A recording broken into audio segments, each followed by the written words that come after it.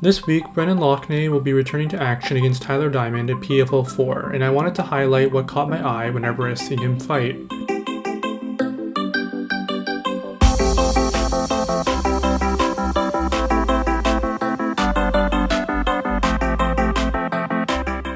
The primary objective for Loughnane is to force his opponent back against the cage, and he does this because it allows him to counter-strike. There are many ways to fight off the counter, and how Loughnane approaches it is by applying his low kicks and jab.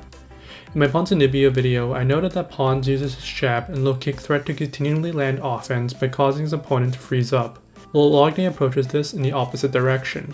By keeping his opponent against defense, Lougnane's feints and potential low kicks cause his opponents to lash out and try to alleviate the pressure. Once they lash out, Loughnane is able to counter back and push them back against defense once again. To continually back his opponent up, Loughnane will work off the jab and low kick back and forth. By keeping his weight centered, he can move forwards and backward based on his opponent's reactions. The jab and the low kick work well off each other because the jab into low kick can often look like the right hand, whereas the left hook can also be paired up with the jab. To further muddle the water, Loughnane will often switch up to the southpaw stance in order to land a left body kick or to generally confuse his opponents.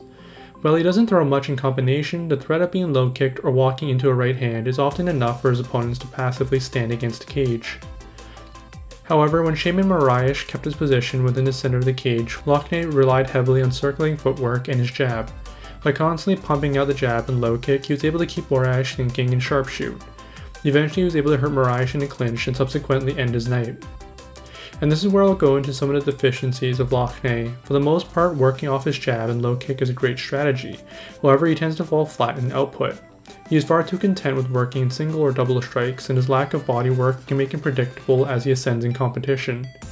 Furthermore, by relying on counters to initiate offense, Loughnane pigeonholes himself because he relies on hair trigger responses to deal damage.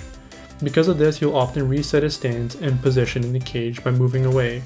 Against a better fighter, they can capitalize on this habit and constantly prevent him from setting into a comfortable rhythm, and we saw flashes of this in his PFL run. I think Brendan Loughnane has a real chance of winning PFL Gold. He has a relatively safe style that keeps him comfortably leading the fight, and he has relatively strong takedown defense. While his offense can't be lacking, there aren't many top-tier pressure fighters in the featherweight division that can reliably prevent him from settling into his rhythm. I'm excited to see how he continues to improve in the regular season, and until next time, thanks for watching.